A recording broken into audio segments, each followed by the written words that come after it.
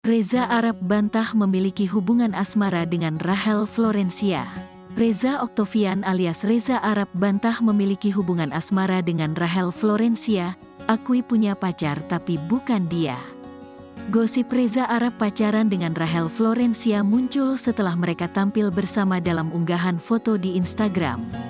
Foto tersebut diunggah oleh Reza Arab lewat akun Instagramnya pada tanggal 22 Maret tahun 2023.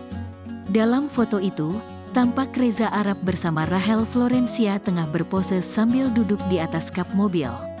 Warganet pun berspekulasi bahwa keduanya telah menjalin hubungan percintaan. Namun, baru-baru ini Reza Arab membantah rumor tersebut. Dia menegaskan bahwa hubungannya dengan Rachel Florencia hanya sebatas teman. Jika kamu pikir aku dan Rachel Florencia memiliki hubungan romantis, kalian semua salah, tegas Reza Arab.